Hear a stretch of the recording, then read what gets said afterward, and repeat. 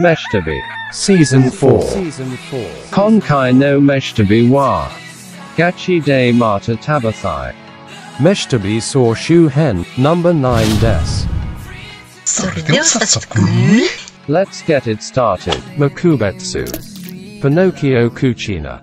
食べんの私たちにしてみりゃ、ほぼここは帯広。ハンバーグが美味しいという噂を聞いて、いても立ってもいられずやってまいりました。住宅街のレストランです。まだ新しい感じのお店、改装したのかな。創業十何年とは思えない綺麗さだね。なんと緑色のオムライスがあるっていうじゃない。緑色のは見たことあるんですけど、こらオムライスは初めてです。これは注文しないわけにはいきませんね。お昼前にはウェイティングなってましたね。人気なんだね。人気なのも納得のランチになりましたね。札幌のハンバーグランキングに入れても上位に入るねこれ。3位以内かも。だね。緑色のオムライスも美味しかった。他のメニューも食べたくなる美味しいお店でしたよ。だ。 3. Hero. Suzuya. 国道沿いのドライブイン的ラーメン専門店。なんとミシュランガイドに掲載の経歴があるというのですから楽しみでした。優しい味の味噌ラーメン美味しいですね。香ばしい醤油も優しいまろやかな味噌も素晴らしいラーメンね。正常な塩分濃度のラーメン札幌にはないタイプね。だ。こんな優しい美味しい味のラーメンを作る親父はどんな顔なんだと厨房をちらりと覗いてみると、なんと女性の方でした。やはりこれは素晴らしいラーメンだと思いましたね。無駄に吠えるイチローも可愛いし。イチローって名前なの？いやイチローって呼んだら寄ってきたから多分イチローよそ見映えする犬って可愛いよね。気弱いんだねきっと。そうなのかな。かっこいい人の目見て喋れないのと似てんのかな。いやグリーンめっちゃ俺の目見て喋る。4. Taiki. Ajino Ryugetsu. 道の駅の向かいにある大衆食堂。大気町としてはかなり遅くまで開いてるお店ね。ラストオーダー21時ってのは最近では神レベル。そうだね。なあこの騒ぎから営業時間が短くなっちゃったよね飲食店の。ね、オムライスが人気の食堂ってことでね。オムライス出てきた時笑ったよね。笑った。食えるわけねえと思った。印象的にはねベレー帽。ラッピのオムライスよりでかくない？でかい。やばい。でも美味しいね。何あの麻薬感。わかんないけど癖になるね。 10. Ikeda. Ikeda Wine Joe. 池田の街を見下ろす丘にそびえ立つワイン城。和系ではないお城を訪れたのは初めてでございます。晴れてたらな綺麗なんだろうね。工場見学やワインの試飲なんかもできて、フレンチレストランが併設されていたり、いろいろ楽しい施設だね。山幸のシャーベット、ここでしか食べられないとのことでいただきましたよ。山幸は知る人ぞ知るブドウの品種で、日本の固有品種が OIV 国際ブドウワイン機構に登録されるのは甲州、マスカットベリー A に次いで3番目。へえ、日本の品種も登録されてるとは知らなんだ。ブドウ品種といえばカベルネソービニオン、メルロー、ピノノワールなんかがメジャー。テンプラニーニョなんてのもあるんだよ。それなんだか美味しそうね。そのイメージは多分間違ってると思う。天ぷら大好き。いや違うって。いやこれ濃厚でびっくり。鮮やかなパープル、すっごい芳醇なシャーベットね。これ溶ける。いや当たり前っしょ。シャーベットだも溶けるべっさ。その溶けるとはちょっと違った感じ。和牛のいいやつとかトロのとろけるやつのような食感。確かにそういうような感じではあるけどね。十勝ワインの歴史は意外と浅いんだよね。1963年からなんだ。1963言うたら日本で初めて高速道路が開通した頃かな。アメリカではケネディ大統領が暗殺された年だね。松本人志や浜ちゃん、唐沢寿明、ジョニー・ディップ、グリーン大好き、ブラッド・ピットの誕生の年でもあるよね。他にもショーン・ペンやドニー・エンとそうそうたる面々。お、イップマン？そうそう。すんごい豪華ね。1963。マイケル・ジョーダン、タランティーノも。マイケル・ジョーダンも？一国道、板尾一次、考えられへん。出川哲朗も同学年だね。なんか急にクオリティダウンしたぞ。Quality down. Jikai no Meshitabi wa. Gachi de Mata Tabathai. Teshikaga Kaiwai des. Otanoshimini. See you soon. 無信号無視っていうのをね、時々やっちゃうんですよ。無信号無視。車で移動することがめちゃめちゃ多くて、毎日かなり車の中にいることが多いんですけども、交通ルールはもちろん守りますよ。そりゃそうだ。そりゃそうだ。信号のないところで止まってしまうっていうのが時々ありましてね。あるある。癖でね。まあまあ、全然なんともない一時停止の交差点なのに、なぜか信号と勘違いしてずっと止まってって、後ろからプーって言われて、ああっていう感じの、皆さんもあるとは思うんですけど、皆さんあるかな。昨日はほら、夕日の太陽で光ってる看板がね、はいはいはい、ちょっと赤く光ってるような感じがして、でっけえ道の真ん中で止まってたら、ババババって言われて、そうね、急に減速しだしたからどうしたかと思ったよ。看板光ってるだけだったんで。嘘でしょみたいな。これね、なんか考え事してる時とかね、よくやるんですよね。一番ひどいのはね、あれですよ。つぼ八の赤い看板で止まってましたからね、しばらく。絶対いないそんな人。2. Kawayu. Suzume Shock Door. 川湯温泉の中心にありますかわいい食堂。なんとベトナムテイストが味わえるということでやってまいりました。メシタビーズアジアンテイストにも目がないですからね。すんごいかわいいお店。食事というよりはお酒行きたくなる感じね。そうだね。フォーとナンプラー臭い手羽先が美味しいですね。こらまた臭い言うて。いや、これも臭いが癖になる系。おじさんも料理によくナンプラー使いますからね。独特なアクセントになってええんすわ。ナンプラー好きなんです。タイで乗ってた僕のバイクの名前はナンプラ号でしたからね。なんて名前つけてんの。日本人的に言えば愛車に醤油って名付けるみたいなことでしょ。ポン酢ってタトゥー入れるとか。ジャスト今日は朝から臭い系の一日だったね。おっさん臭いのも入れて。臭い？匂う？ギリ大丈夫。3. Shibecha. Asahia Shock Door. はい、しべ茶の蕎麦屋さんでカツカレーでございます。視聴者さんからのタレコミのお店よね。カツカレーが美味しいっていう。年に何回も釧路に来るのは初めてですが、カツカレーが美味しいと聞けばいても立ってもいられませんからね。今年2度目の釧路です。はい。で、どうだった？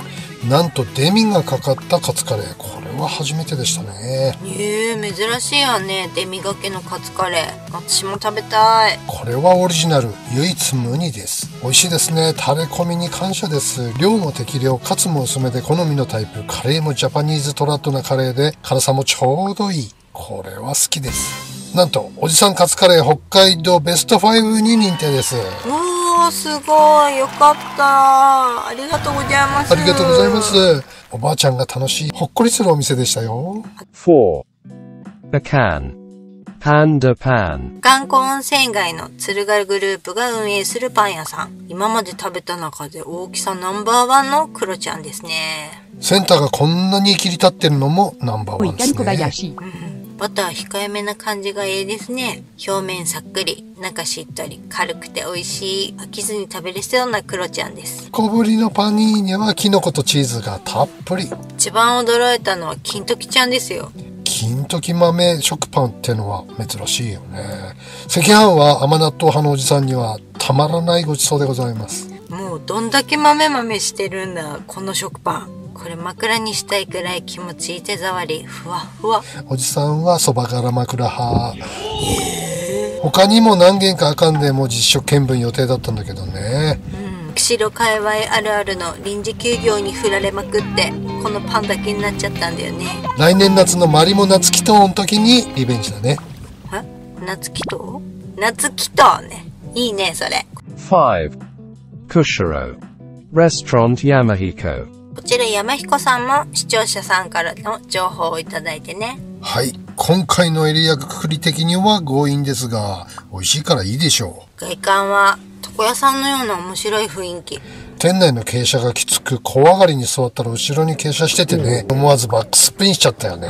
した店が全体的に歪んでてトリックアートみたいだったよね。ちなみにテーブルは苦手なスライスライン。夜の営業時間は17時から18時50分までと2時間に満たないのよね。食事に特化したメリハリ効いたお店ね。これまたかなり傾いたテレビから聞こえてくるさかなクンの魚の説明が半端ねえ。改めて尊敬するわ、さかなクン。さかなクンが職業になっちゃったよね。大学教授がさかなクンに電話して魚の生態聞くってからね。ギュギュギュね。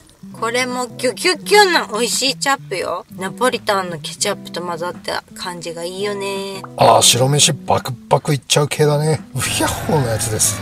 翌日朝にはまた食べたくなってしまってましたよ、このソース。ハンバーグにかけて食べたいソースだね。ああ、いいね。これは名メニューですね。北ナシュラン的な楽しさもグッドでした。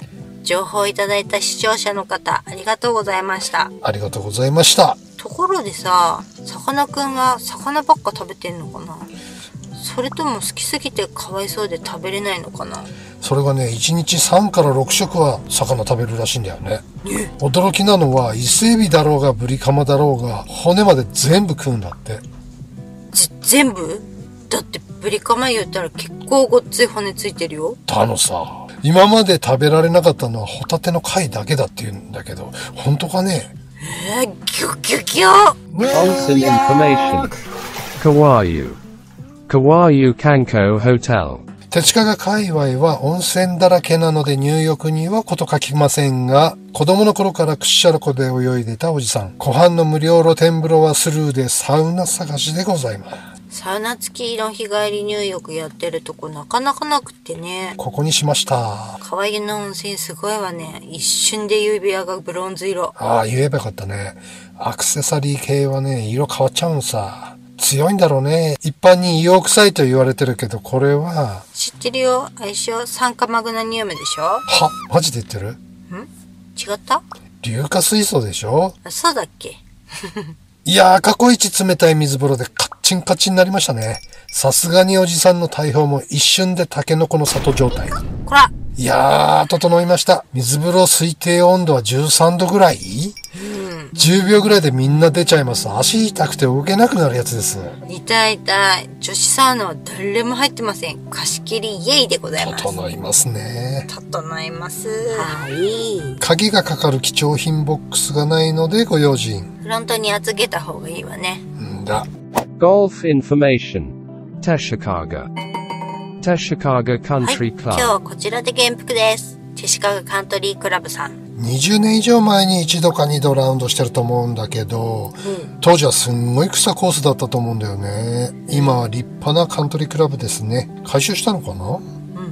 ハウスの貸し玉木でボールを購入。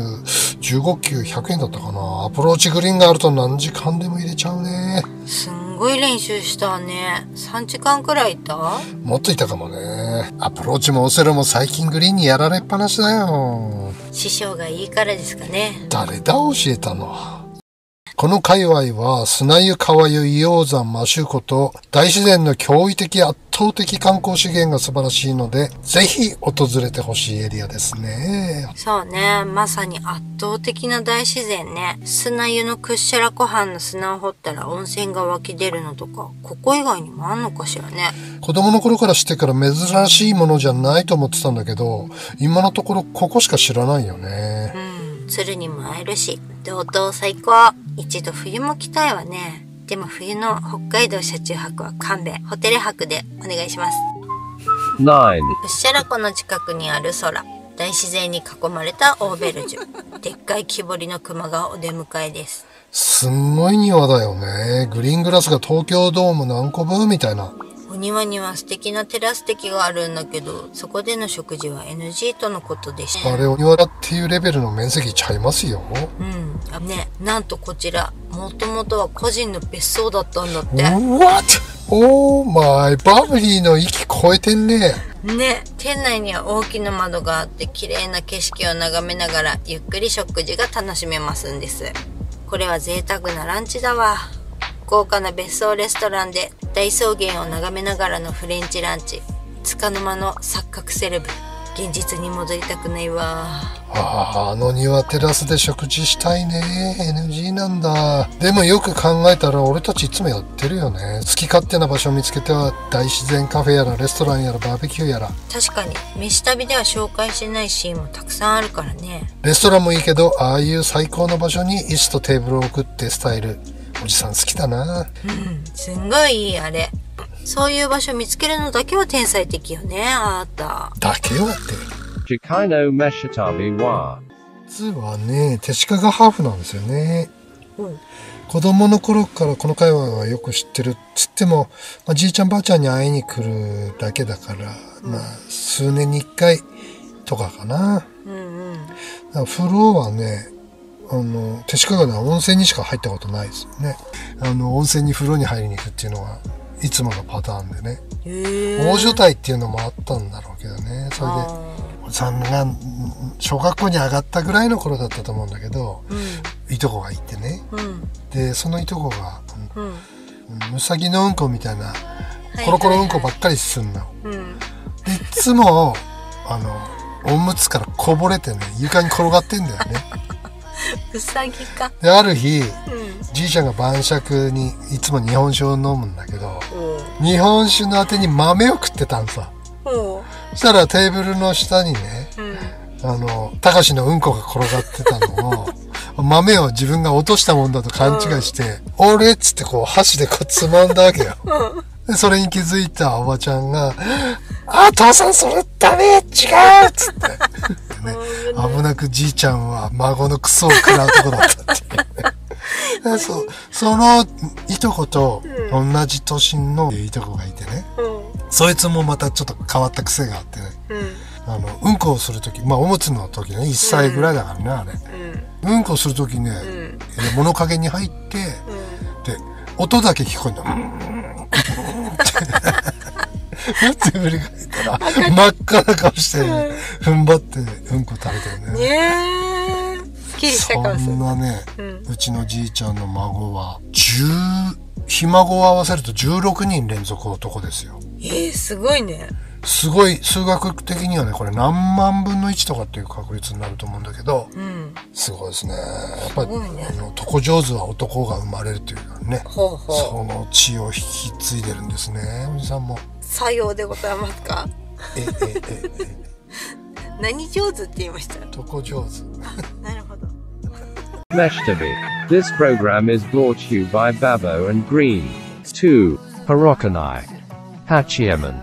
新そばの季節がやってきましたね。やはりほろかないそばを食べなきゃ一年は終われませんからね。でもそばの花満開の時期逃しちゃったね。そうなのさ。でも富良野 BA でちょうどそば満開だったからね。そうね、綺麗だった。でも私って花より団子タイプなんで、食べれるだけで幸せでございます。エスペシャリーそばとエビに関してはね。はい、この美しいおそば、香りがすんごいの美味しすぎます。小1時間待った甲斐がありましたよ。開店前から駐車場にはすんごい車の数でした。幌加内の新そばは毎年いただきたいわ。だね。それにしても幌加内界隈コンビニなくてマジやばかったわ。幌加内での便は死を意味する。皆様もお気をつけ遊ばせ。 3. Nayoro. Bakery Ishida.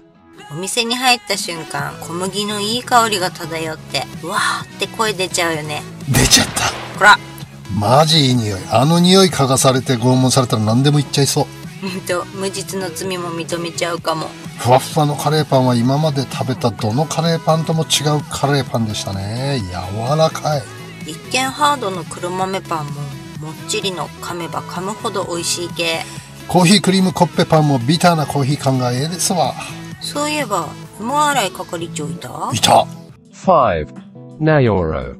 Mitsuboshi Shakudao. 名寄駅前の超老舗食堂、なんと創業は1914年ですって。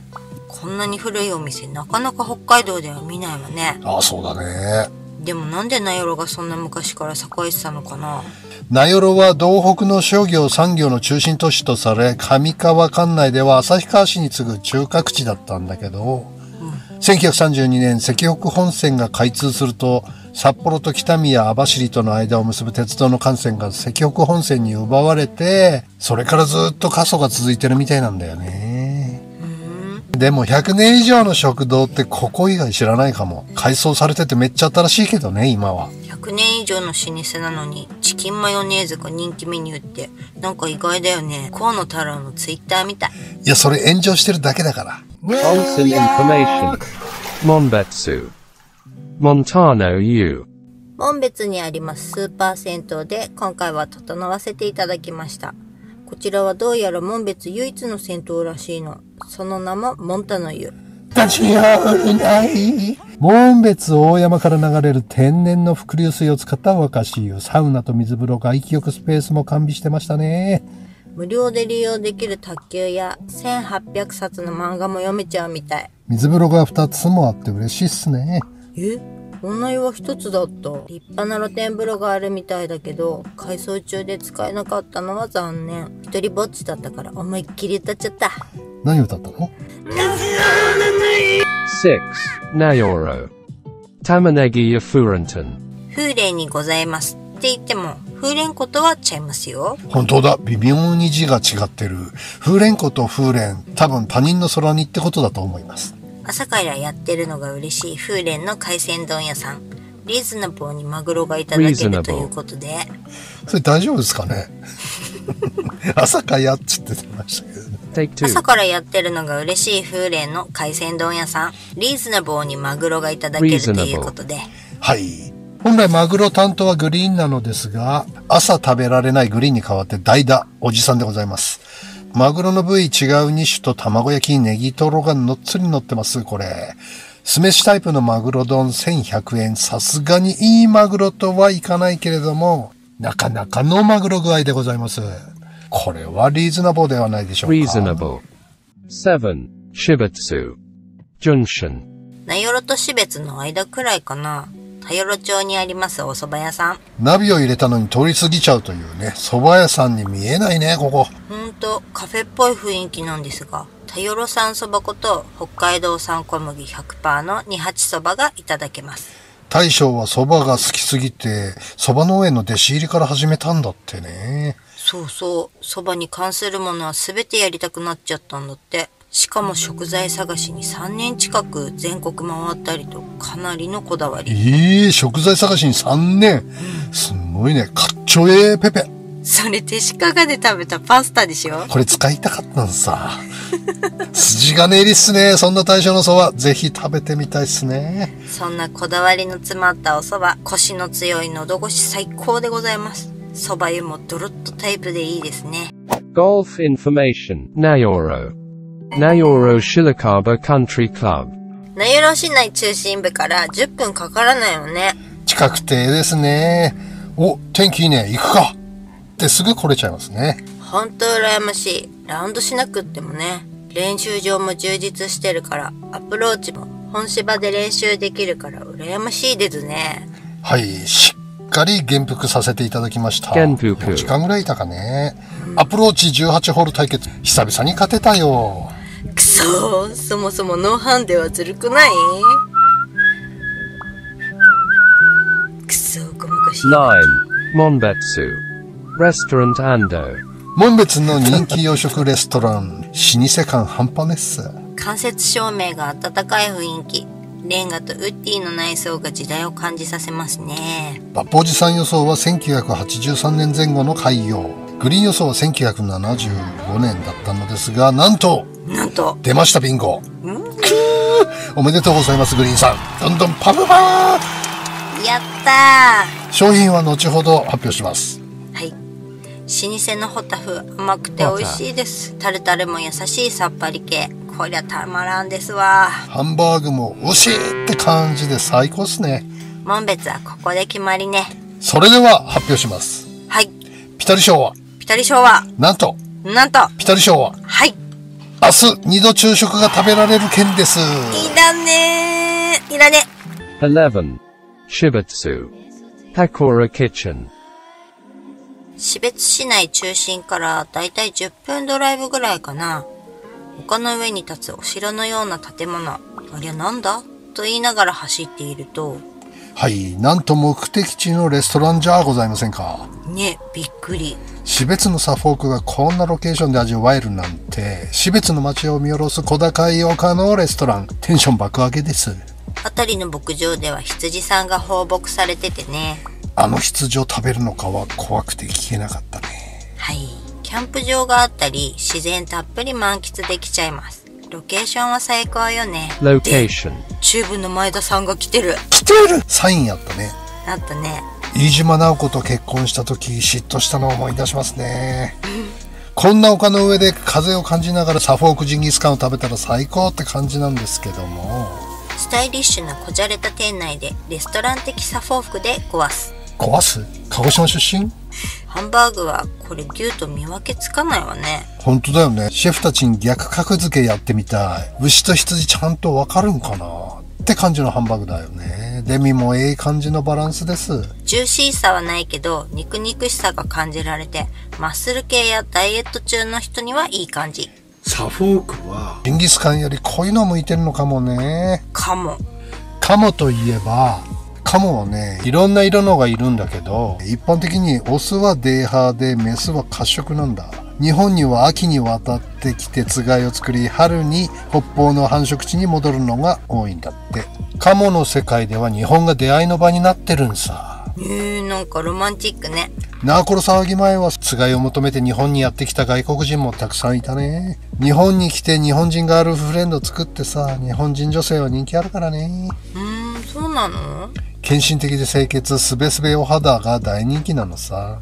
私もブラピと結ばれたかも。ねえ、ブラピの元奥さん誰だか知ってる？アンジョリーナ・ジョイでしょ？何言ってんだおめえ。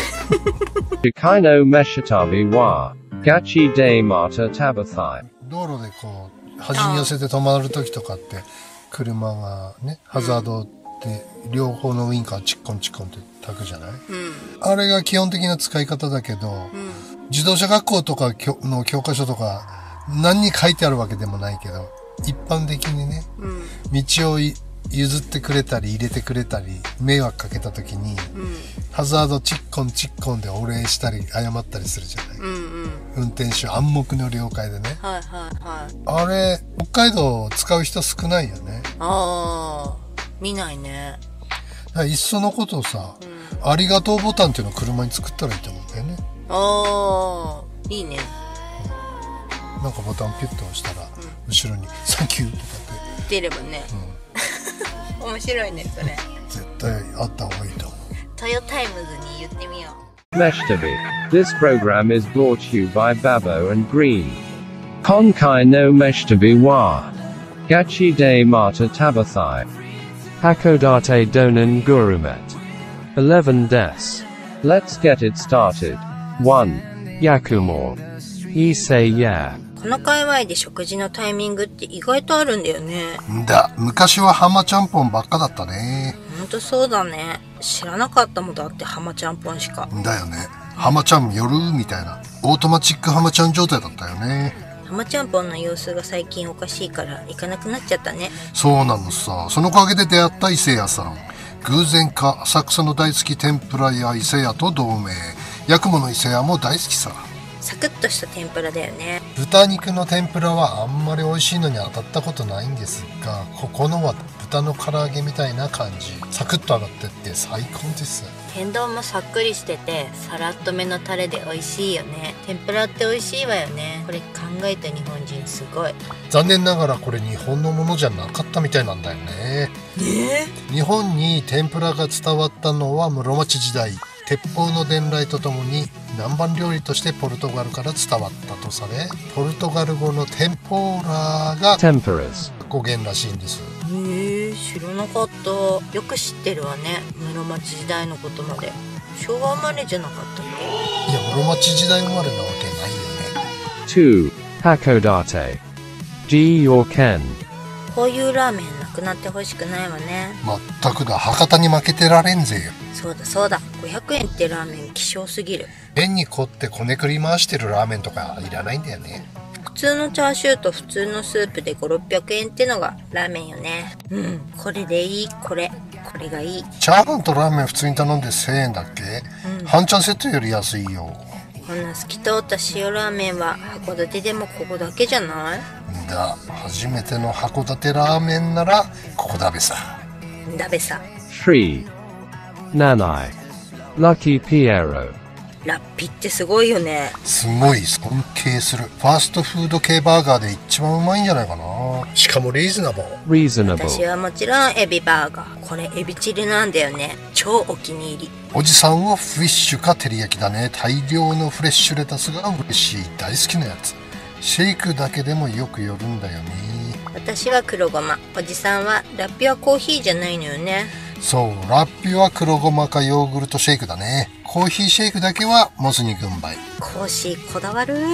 やっぱ中華が美味しいんだよね。マジ中華料理バージョンのファーストフードやってほしい。わかる。パンダエキスプレスみたいなやつね。そうそう。絶対常連。アブソリュートリーだぜ。 4. Hakodate. Kantaro. はい、回転寿司好きに戻ったきっかけのお店よね。札幌であんまり行かなくなっちゃったんだよね、回転寿司。なんか空気しなくってさ。そうそう。でもカンタロウと出会って復活したんだよね。めってね、多少お店によってばらつきあんだけど。確かにね。でもあなたの機嫌のばらつきに比べたら全然よ。いや美味しいよね。マグロイカチェック方式を採用したのもカンタロウのイカ食ってからだよね。くそ笑ってごまかして。 8. Hakodate. Ramen Senka Shoten. 知る人ぞ知る函館大門のみの締めラーメン。もう50年になるんだって。ほう、そんなになりますか。函館は大きく分けて飲み屋街が大門、五稜郭、湯の川と3分されててね。そうそう。函館駅界隈で飲んだ時の締めラーメンはここ。なんとこちらの定番は塩ではないんです。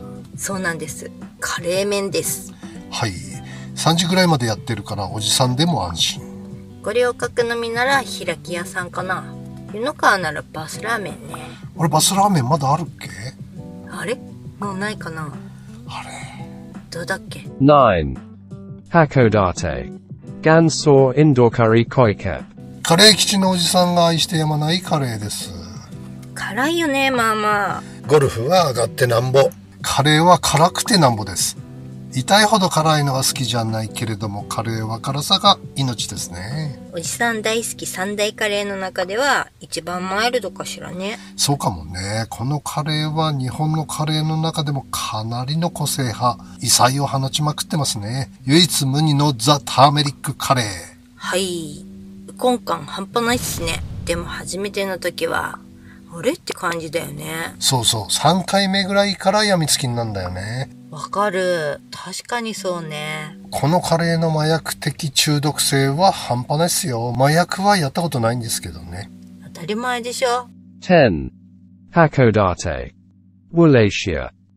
メンチカツが人気のお店なんだよね。ハンバーグも好きだけど、メンチも大好き。メンチが美味しい店って意外と少ないんだよね。うん、そうだね。千歳の柳橋、札幌の味カツ、そしてここ函館は嬉し屋さんです。実はおじさんここのメンチが一番好きなんだよね。ねえ、そうなの？なんで私を置いて行くの？あれ？連れてってないっけ？ないない、全然ない。一回もない。きっと気に入るナツメグ系。絶対好きだ。いやでもよだれ出てきちゃった。名前もいいよね、嬉し屋って。私まだ連れてってもらえてなくて、裏飯屋。裏は普通の民家だよ。向かいは札ドラだけどね。裏の民家にとっては裏飯屋だね。そういうことじゃないよ。 11. Onuma. Table de Reverge. ここは意外と知られてないと思うんです。はい、我々も偶然見つけたんだよね。そうそう、たまたまディナーで訪れた時にね。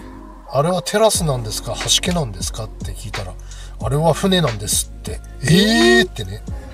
やっと天気の良さそうな日に予約できたんだよね。はい、この日危なくお気に入りのサンダルなくしかけましたけどね。なあ、マジウケるこのおじさん。爆笑したよね、あれ。まあいい思い出だね。詳しくはこちらをご覧ください。いや、素晴らしいランチ体験でしたね。ほんと人生で一番優雅な体験だったかも。